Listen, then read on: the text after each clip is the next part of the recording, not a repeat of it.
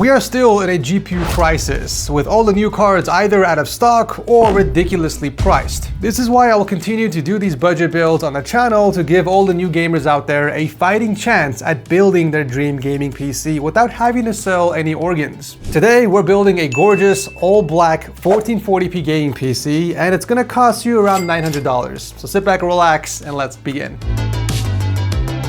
Living with two little princesses certainly is a blessing, but it also comes with a level of destruction that I haven't experienced anywhere else. Luckily, I have my faithful sidekick here to help us out in a time of need. I've been using a Narwal robot vacuum for years now, and they've just released their brand new Freo Z10, which comes with some awesome upgrades compared to its predecessors. Besides regular vacuuming and actively avoiding obstacles like messy, this thing also mops your floor. But unlike other robot vacuums, the mops on the Freo Z10 extend to the sides, cleaning along your wall trim, furniture legs, and other hard to reach spots. It's got two extendable side brushes on each side that channel hair and debris straight into its central zero tangle roller brush. This brush is floating, meaning only one side is connected to the motor while the other hangs in the air. This allows all the hair to be sent directly into the dust box. You know, with 3 girls at home, that's honestly a lifesaver, especially when 2 of them are always causing a mess. When you first power it up, the Freo Z10 maps your entire floor, which you can then view and tweak in the app.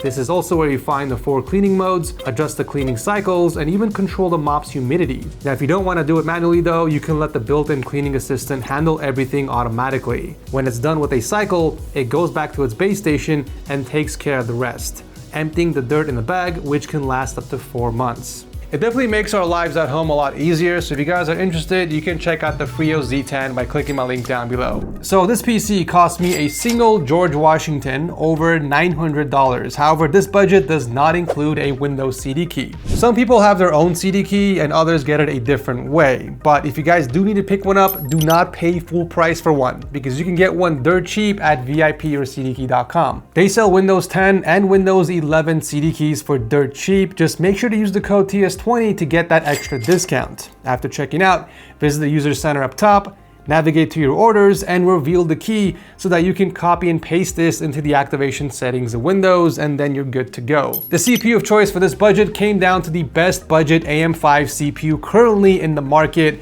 which is the Ryzen 5 7500F. I've used this CPU in many other budget builds, and it's still crowned as the budget king for the AM5 platform. This is a 6-core, 12-thread processor that offers very good gaming performance and a cheap ticket to the AM5 platform. Funny enough, I actually bought the Ryzen 5 7400F, which was recently released, to see if this would be a better fit, but turns out this is actually a terrible choice for a budget PC. In some titles, it does worse than the 7500F, and it runs much hotter. But here's the worst part. It's only $7 cheaper, which makes absolutely no sense why anyone would go with the 7400F. For $7 more, you get a cooler running CPU and a better performing chip as well. Unless the 7500F drops by like $25 at the very minimum, then it literally makes no sense to go with the 7400F. Unfortunately, we do need a cooler for the CPU, but luckily it doesn't take much to keep the 7500F cool, so I went with the cheapest option on Amazon that has a single 120mm RGB fan, which was the ID Cooling SE214. Now the motherboard we're using for the build is the Asus Prime A620 Plus Wi-Fi 6, which is the best entry-level DDR5 motherboard that still has all the nice features that we want, like dual M.2 slots, onboard USB-C, and of course Wi-Fi connectivity. On top of that, you get some pretty decent VRM coverage, tons of fan headers, and RGB support as well. Now, at the time of making this video, this board is selling for $100 flat, which is incredible value. However, if it's out of stock, I will leave a link to an alternate board down below. For memory, you should always strive to put in a 32GB kit with at least 6,000 megatransfers per second and CL30 timing if you're building a PC in 2025 on the DDR5 platform. And so far, the Silicon Power Value Gaming, as the name depicts, offers the best value, even compared to the Flare X5 from G.Skill. Storage-wise, we can easily fit in at least 1 terabyte of space. The Clev Crus has proven to be my go-to drive for all my budget builds simply due to its price. $51 for a Gen 4 NVMe drive with some pretty nice speeds. This brings us to our graphics card, which is the hot topic of today's video, and I'm gonna be honest with you guys. In the past, like over a year ago, I used to almost always recommend new GPUs because, well, for starters, there was plenty of stock and we were able to buy them at MSRP. But now with the GPU crisis going on, it's almost pointless buying a new card, unless you're okay with overpaying. Right now, if you wanna get the most value out of your system, buying used is the way to go if you're building a PC under $1,500. But if you're one of those people who are okay paying over MSRP and you wanna buy a brand new system, then the only card I recommend going with for this budget, unfortunately, is the Intel Arc B580. Which, don't get me wrong, is still severely overpriced because the cheapest model goes for $370 compared to $250 MSRP. However, this is the only good option for new GPUs. Just make sure you are pairing this with a CPU that supports rebar, or SAM as AMD likes to call it. That way your GPU's performance is not capped. Or, hear me out, there's a much better idea where you can maximize the performance of your PC and pick up a graphics card that has the same price of the Intel Arc B580, but offers way more performance. I'm of course talking about the goated RX 6800 XT. I picked up this power color RX 6800 XT for $385, but it's not hard to find one for that price. In fact, at the time of making this video, there's another person on eBay selling 7 RX 6800 XTs for $380 each with free shipping. If you're patient and you shop around, you can find plenty of RX 6800 XTs in the used marketplace for around $380. But when you compare the performance of these cards together, it's night and day. The RX 6800 XT performs slightly better than the RTX 4070 in 1440p. I want you guys to remember this. Now look at this chart and pay attention to where the Intel Arc B580 sits among the rest. Notice where the RTX 4070 is. It's way at the top, and the 6800 XT sits right above the 4070. On top of that, you get more VRAM. The B580 offers only 12 gigs of memory, while the 6800 XT offers 16 gigs. So yeah, if you guys want to go brand new, unfortunately, your only choice is the Intel Arc B580 in today's market. The next one up on the tier list is the RX 7700 XT, which recently got a ridiculous price increase of $200. The cheapest 7700 XT goes for $460 at the time making this video, and that will certainly put us over our max budget for the build. The case we're building in today is the value king herself, the Lian Li Landcool 207 Compact. Now, when I first saw the price of this case, I already knew it was a no-brainer. Tempered glass panel on the side with a mesh panel in the front. You get a PSU shroud on the bottom with 4 included fans. You get 2 giant 140mm ARGB fans in the front with 2 additional 120mm PWM fans on the power supply shroud. You also get a single Type-C port on the top, tons of room for activities like support for up to a full ATX motherboard, up to a 360mm radiator on the top, built-in anti-sag GPU bracket, and efficient cable management system in the back. Since the power supply gets mounted in the front, the rear is actually where you would install the storage devices. This allows for cleaner cable routing since you can run the cable straight down the channel and into the power supply. As great as this case may seem, there were a few things that weren't so great. For starters, all the fans are intake. You get no exhaust, which means the case has tons of positive air pressure, which isn't a terrible thing by any means, but you know, it's always nice to aim for balanced neutral pressure. But in this case, you're gonna have to add 4 exhaust fans in order to achieve this, or at the very least, a 360mm AIO on the top with exhaust fans. Second, the raceway on the top doesn't have any tie-down points, and as a result, the cables come loose. 2 or 3 tie-downs up here would have been nice. And finally, I don't know what the deal is with this random extra grommet over here on the right side. I mean, we already have this giant gap next to the motherboard tray to help pass through the cables. The grommet just seems a little unnecessary. And finally, I do have an issue with the bottom compartment. Since the power supply goes in the front, the extra cables go in the back. And since the fans are recessed inside the shroud, the cables do come in contact with the fan blades. So you have to be very careful. I wish there was some sort of mesh shield or frame that prevents the cables from hitting the fan blades, but again, it is avoidable if you manage the cables correctly. With all that said, however, I still think it's a solid case for only 85 bucks. Last but not least, powering the entire system is yet again a 750 watt power supply from Montech. It is 80+ certified and non-modular, but it offers incredible value And it's ranked C on the SPL PSU tier list, which isn't bad. You definitely want to aim for a minimum rating of C or higher, but if you guys do have a slightly higher budget and you want to go with something nicer, I recommend throwing in the MSI MAG A750BE instead for $70. Cable extensions, as always, are not required to build this PC and they are completely optional, but I'll leave a link below either way if you guys want to pick one up, along with a nice set of precision bits for your PC building journey.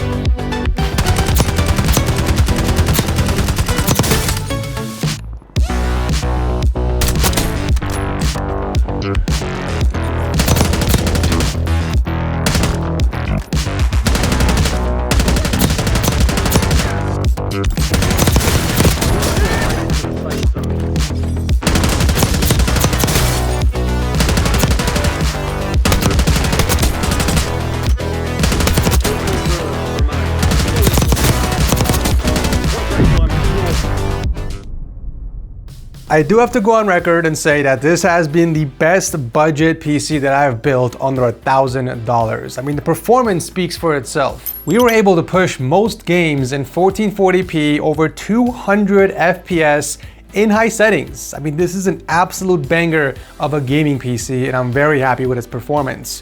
The temps were also very nice. In most demanding titles, CPU peaked at 71 degrees Celsius and the GPU didn't pass 63C. However, in most of the games, the temps were a lot cooler, especially in 1080p resolution. This is by far the quietest budget PC I have built on the channel. I mean, there was practically no noise coming from the fans at all, even on full load.